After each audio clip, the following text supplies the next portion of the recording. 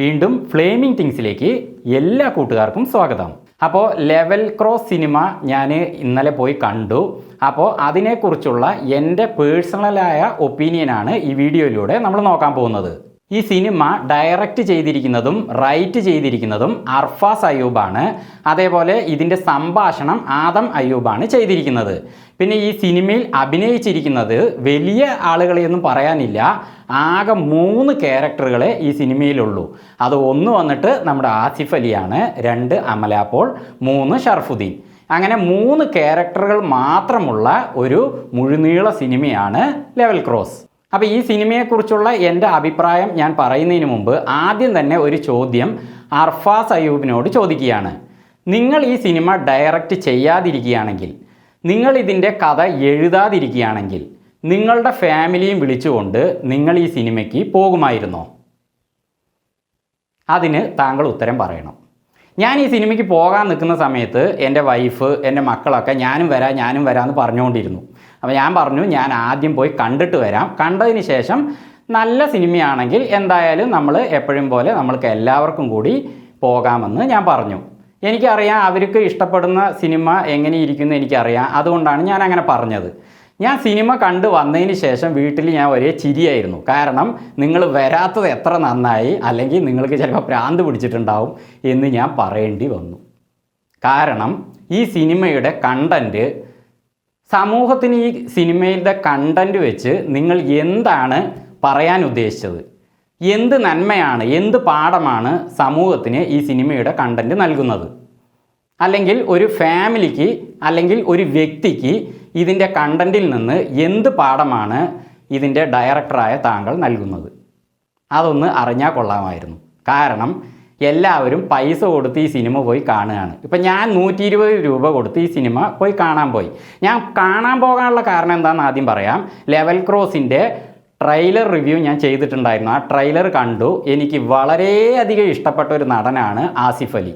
അപ്പോൾ അദ്ദേഹത്തിൻ്റെ ആ ട്രെയിലറിലുള്ള ആ അഭിനയം കണ്ടപ്പോൾ എനിക്ക് വളരെ സന്തോഷമായി. കാരണം അദ്ദേഹം എപ്പോഴും ഒരേ ട്രാക്കിലാണ് പോയിക്കൊണ്ടിരിക്കുക. അപ്പോൾ ഇദ്ദേഹം വേറെ ട്രാക്കുകൾ ചെയ്യണമെന്ന് വളരെയധികം ഞാൻ ആഗ്രഹിച്ചിരുന്നു. കാരണം എനിക്ക് ആസിഫ് അലിയെ വളരെയധികം ഇഷ്ടമാണ്. അതുകൊണ്ട് ആ ട്രെയിലറിൽ കാണിച്ച ആ ഒരു കോലം കണ്ടപ്പോൾ ഈ സിനിമയിൽ എന്താണ് ഇദ്ദേഹം ചെയ്തു വെച്ചിരിക്കുന്നത് അവസാനം വരെ എന്ന് കാണണമെന്ന് വലിയൊരു ആകാംക്ഷയുണ്ടായിരുന്നു. അതുകൊണ്ടാണ് ഞാൻ ഈ സിനിമയ്ക്ക് പോയത്. അതേപോലെ തന്നെ സിനിമ തിയേറ്ററിൽ പോയപ്പോൾ സമയമായിട്ടില്ലായിരുന്നു. പക്ഷേ ആളൊന്നും കാണാത്തതുകൊണ്ട് ഞാൻ സിനിമ തുടങ്ങിയോന്ന് ആ ടിക്കറ്റ് തരുന്ന ആ കൗണ്ടറിൽ ചോദിച്ചു. അപ്പോൾ അദ്ദേഹം പറഞ്ഞു ഇല്ല. അപ്പോൾ പിന്നെ എന്താ ആൾ കാണാത്തത് ചോദിച്ചപ്പോൾ ഈ സിനിമ അത്രയ്ക്ക് എല്ലാവർക്കും ഒരുപോലെ പിടിക്കില്ല എന്ന് അദ്ദേഹം പറഞ്ഞു. അപ്പം ഞാൻ പറഞ്ഞു അത് കുഴപ്പമില്ല, ഞാൻ ആസിഫ് അലിയുടെ അഭിനയം എന്താണെന്ന് കാണാൻ വേണ്ടിയിട്ട് വന്നതാണ് എന്ന മനസ്സിൽ ഞാൻ അദ്ദേഹത്തോട് അത് പറഞ്ഞില്ല. ഞാൻ ടിക്കറ്റ് എടുത്തിട്ട് നേരെ അത് കീറാൻ വേണ്ടിയിട്ടുള്ള അവിടെ അതിനൊരാൾ നിൽക്കുന്നുണ്ടാവുമല്ലോ. അപ്പോൾ അദ്ദേഹത്തോട് കൊടുത്തു. അദ്ദേഹമൊക്കെ പരിചയമുള്ള ആൾക്കാരാണ്. അപ്പോൾ അദ്ദേഹത്തോട് ഞാൻ പറഞ്ഞു ആളുകളൊക്കെ കയറി വന്നു. വളരെ കുറവാണ് ചേട്ടാ, അപ്പോൾ സിനിമ അത്രയ്ക്കൊരു ഇതില്ല, എല്ലാവർക്കും പിടിക്കില്ല, അത് പോരാന്ന് പറഞ്ഞു. അപ്പോൾ ഞാൻ അദ്ദേഹത്തോട് പറഞ്ഞു ഈ സിനിമ എങ്ങനെയുണ്ട് എന്നുള്ളതല്ല വിഷയം, എനിക്ക് ആസിഫ് അലിയുടെ അഭിനയം കാണണം, അതിന് വേണ്ടിയിട്ടാണ് ഞാൻ വന്നത് എന്ന് ഞാൻ അദ്ദേഹത്തോട് പറഞ്ഞു. അങ്ങനെ ഞാൻ സിനിമാ തിയേറ്ററിൽ കയറി സിനിമ മുഴുവനായും കണ്ടു. ആസിഫ് അലിയുടെ ആ അഭിനയം ഞാൻ ട്രെയിലറിൽ കണ്ട എൻ്റെ ആകാംക്ഷ അദ്ദേഹം ഒട്ടും കുറച്ചില്ല. ഗംഭീര അഭിനയമാണ് ആസിഫ് അലി ചെയ്തിരിക്കുന്നത്. ആ ഒരു ജട പിടിച്ച മുഖവും മറ്റേ താടിയും മുടിയും അതേപോലെ ആ പരിഷ്കാരമില്ലാത്ത ഒരു എന്താ വികൃതമായ രീതിയിലുള്ള മുഖം, അതേപോലെ ആ പല്ല് പൊട്ടിയിട്ട് അതിൽ ചുവപ്പ് കളറൊക്കെ കൊടുത്തിട്ട് ശരിക്കും ഒരു എന്താ പറയുക, അങ്ങനത്തെ ക്യാരക്ടറുകൾ നമ്മൾ റിയൽ ലൈഫിൽ കാണാറുണ്ട്. അതേപോലെ തന്നെയാണ് ആസിഫ് അലി ചെയ്തിരിക്കുന്നത്. ഒരു സീനിൽ അദ്ദേഹം താഴെ ഇരുന്നിട്ട് ഇങ്ങനെ ചാടിക്കൊണ്ടിരിക്കുന്ന ഒരു രംഗമുണ്ട്. അതൊക്കെ ശരിക്കും ആ വേഷത്തിലുള്ളവർ ചെയ്യുന്ന പോലെ തന്നെ അദ്ദേഹം ചെയ്തിട്ടുണ്ട്. അതെനിക്ക് വളരെയധികം ഇഷ്ടമായി. ആസിഫ് അലിക്ക് ഈ സിനിമയിൽ എൻ്റെ 100% അഭിനന്ദനങ്ങൾ. നന്നായി താങ്കൾ ചെയ്തിരിക്കുന്നു. ഇതേപോലത്തെ ട്രാക്കുകൾ നിങ്ങൾക്ക് ലഭിച്ചാൽ തീർച്ചയായിട്ടും സ്വീകരിക്കുക. പക്ഷേ താങ്കളോട് എനിക്കൊരു റിക്വസ്റ്റ് ഉണ്ട്. അത് മറ്റൊന്നുമല്ല, അതൊരു കണ്ടൻറ്റ് ജനങ്ങളിലേക്ക് ഹൃദയത്തിൽ എത്തുന്നുണ്ടോ എന്നുള്ളത് കൂടി താങ്കൾ നോക്കിയാൽ നന്നായിരുന്നു എന്ന് ഒരു റിക്വസ്റ്റ്, എൻ്റെ പേഴ്സണലായിട്ടുള്ള റിക്വസ്റ്റാണ്. കാരണം ജനങ്ങൾക്ക് എല്ലാവർക്കും ഒരേപോലെ ഇഷ്ടപ്പെടുന്ന എന്തെങ്കിലും ഒരു പാഠം അതിൽ വേണമല്ലോ, അതുകൊണ്ട് പറഞ്ഞതാണ്. പക്ഷേ മറ്റ് പടി ആടുജീവിതത്തിൽ പൃഥ്വിരാജ് ആണെങ്കിൽ ഈ സിനിമയിൽ താങ്കളാണ്. ആടുജീവിതത്തിൽ പൃഥ്വിരാജ് എന്ന് പറഞ്ഞാൽ അദ്ദേഹം ശരീരമൊക്കെ പറ്റ കുറച്ച് നല്ല ഹൈ റിസ്ക് എടുത്താണ് അദ്ദേഹം അതിൽ ചെയ്തത്. നമ്മുടെ മലയാളത്തിൽ അഭിമാനിക്കാവുന്ന ഒരു മഹാനടനാണ് പൃഥ്വിരാജ്. അനുസരിച്ചുള്ള റിസ്കുകൾ അദ്ദേഹം എടുത്തിട്ടുണ്ട് ആ സിനിമയിൽ. പക്ഷേ താങ്കൾക്ക് അതുകൊണ്ട് തന്നെ എനിക്ക് ആ സിനിമയും നല്ലപോലെ ഇഷ്ടപ്പെട്ടിരുന്നു, പൃഥ്വിരാജിൻ്റെ അഭിനയം കാരണം. അതേപോലെ ഈ സിനിമയിൽ താങ്കൾ അങ്ങനത്തെ റിസ്ക് ഒന്നും എടുത്തിട്ടില്ലെങ്കിലും വേഷം കൊണ്ട് നിങ്ങൾ ഈ സിനിമയെ അങ്ങനെ അങ്ങോട്ട് മിനുക്കി എടുത്തിട്ടുണ്ട്. എന്താണോ ഡയറക്ടർ ഉദ്ദേശിച്ചത് അത് താങ്കൾ ഇതിൽ ചെയ്തിട്ടുണ്ട്. അതിന് എൻ്റെ അഭിനന്ദനങ്ങൾ. അതേപോലെ അമല പോൾക്ക് ഇങ്ങനത്തെ പരിഷ്കാരം കുറഞ്ഞ വേഷമൊന്നും ഇല്ലെങ്കിലും അവർക്കും താങ്കളെ പോലെ ആസിഫ് അലീനെ പോലെ തന്നെ ഒരു വേഷമാണ് ഉള്ളത്, അതേപോലത്തെ ഒരു ക്യാരക്ടറാണ് ഉള്ളത്. അതവർ നന്നായി ചെയ്തിട്ടുണ്ട്. അത് വലിയ റോളിൽ ചെയ്യാൻ ഈ സിനിമയിൽ അവർക്ക് ഇല്ലാത്തത് കൊണ്ട് അതൊരു ലെവലിലേ ഉള്ളൂ. ബാക്കി 2 ക്യാരക്ടറിനെ ഒഴിച്ച് അവർക്കൊരു ലെവലിലേ ഉള്ളൂ. അത് ചെയ്തിട്ടുണ്ട്, നന്നായിട്ടുണ്ട്. പിന്നെ ഷർഫുദ്ദീൻ്റെ കാര്യം പറയുകയാണെങ്കിൽ പണ്ടൊരു ഇന്ദ്രൻസ് ചേട്ടൻ്റെ ഉള്ളൊരു സിനിമ ഞാൻ കണ്ടിട്ടുണ്ട്. ഇന്ദ്രൻസ് ചേട്ടൻ മരിച്ചതിന് ശേഷം അതിൽ ഷർഫുദ്ദീൻ്റെ ക്യാരക്ടറിനെ നേരാക്കാൻ വരുന്ന ഒരു സിനിമ, വളരെ സിമ്പിളായ സിനിമ. അതിൽ ഷർഫുദ്ദീൻ വളരെ നന്നായിട്ട് ചെയ്തിട്ടുണ്ടായിരുന്നു. എനിക്കപ്പോൾ ഷർഫുദ്ദീൻ്റെ അന്ന് ആ സിനിമ കണ്ടപ്പോൾ തന്നെ നല്ലൊരു ആക്ടറാണെന്ന് എനിക്ക് മനസ്സിലായി. അതേപോലെ തന്നെ ഈ സിനിമയിൽ താങ്കൾ 2 വേഷം നിങ്ങൾക്ക് കൊടുത്തിട്ടുണ്ട്. ഒന്ന് വില്ലൻ്റെ മുഖം, മറ്റൊന്നൊരു നല്ല മുഖം. രണ്ടും നിങ്ങൾ ഒരേ സമയം നന്നായിട്ട് ചെയ്തിട്ടുണ്ട്. അപ്പോൾ ഈ സിനിമയിൽ താങ്കൾക്കും എൻ്റെ 100% അഭിനന്ദനങ്ങൾ. നന്നായിട്ട് നിങ്ങൾ ചെയ്തിട്ടുണ്ട്. 3 ക്യാരക്ടറുകൾ നല്ല ക്യാരക്ടറുകളാണ്. അതേപോലെ ഈ സിനിമയുടെ പശ്ചാത്തലം ആടുജീവിതം പോലെ തന്നെ ഈ സിനിമയെ ഒരു മരുഭൂമി, അതിനകത്ത് ഒരു ഒറ്റപ്പെട്ട ഒരു സ്ഥലം, അതിന് ഒരുപാട് ദൂരം പോകണം ഓരോ കാര്യങ്ങൾക്ക്.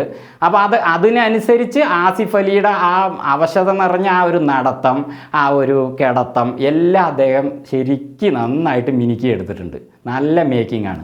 പിന്നെ ഈ സിനിമയിൽ മറ്റൊരു ക്യാരക്ടർ എന്ന് പറയുന്നത് ആ കഴുതയാണ്. കഴുതയെ വെച്ച് നന്നായി. കാരണം കഴുതയെ കാണുമ്പോൾ നമുക്ക് ആ സ്ഥലത്തിൻ്റെ ആ പശ്ചാത്തലത്തിൻ്റെ ഒരു ആഴം എന്താണെന്ന് നമുക്ക് മനസ്സിലാവും. ഒരു ഒറ്റപ്പെട്ട സ്ഥലം എന്ന് തോന്നിപ്പിക്കും. അതേപോലെ ഒരു കിണറും ഇതിലെ കഥാപാത്രമാണ്. ആ കിണറും അങ്ങനെ കാണിച്ചതുകൊണ്ട് നന്നായിട്ടുണ്ട്.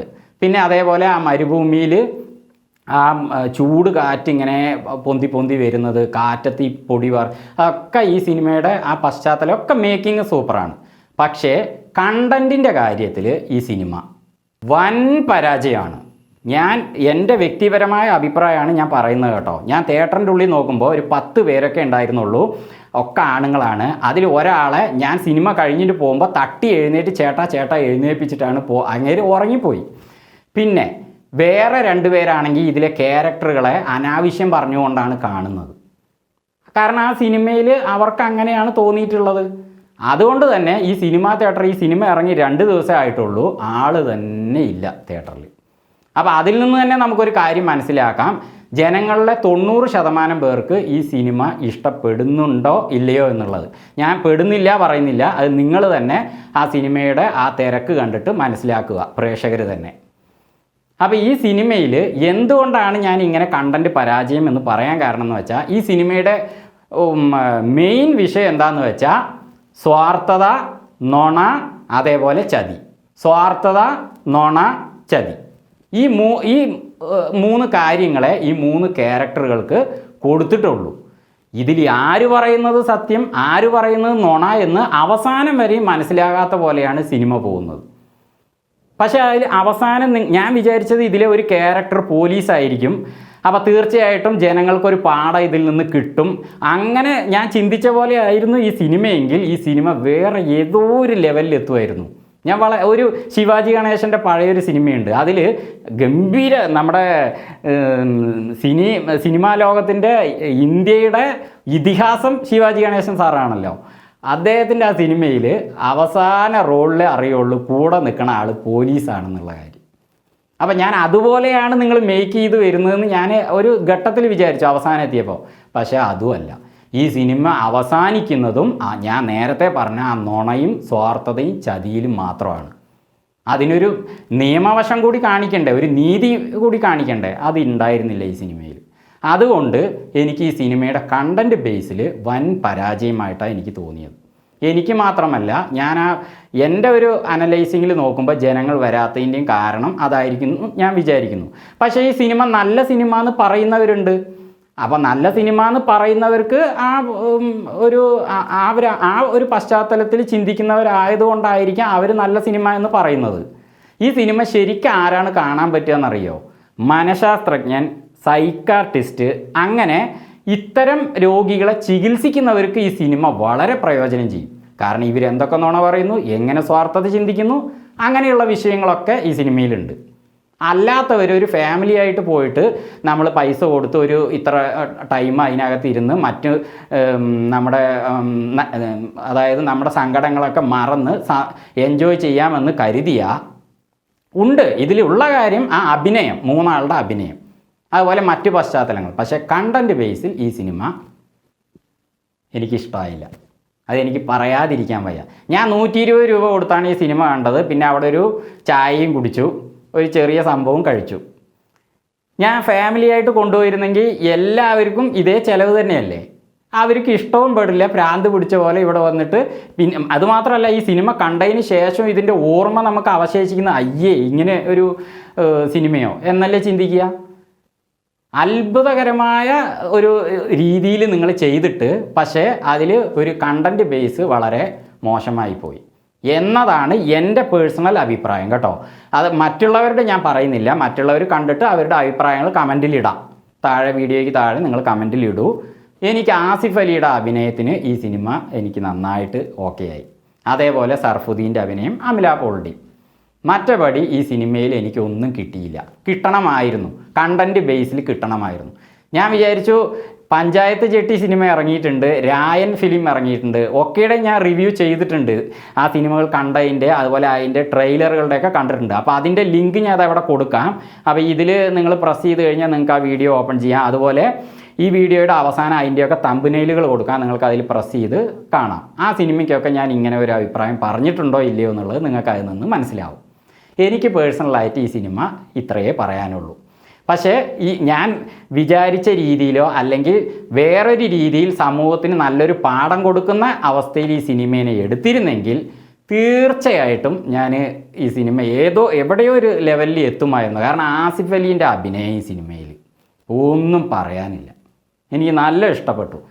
ഇങ്ങനെ ഒരു വേഷം ചെയ്തതിൽ എനിക്ക് നല്ല ഇഷ്ടപ്പെട്ടു. ഇനി അതേപോലെ അഡിയോസ് അമീഗോ അദ്ദേഹത്തിൻ്റെ ട്രെയിലർ ഞാൻ കണ്ടു. കൊല്ലം നമ്മുടെ നാടല്ലേ എന്ന് പറയുന്ന ആ രീതിയൊക്കെ എന്ത് നല്ല രസം. അതൊരു വേറൊരു ക്യാരക്ടർ അദ്ദേഹം ചെയ്തിരിക്കുകയാണ്. തീർച്ചയായിട്ടും ഞാൻ ആ സിനിമ കാണും.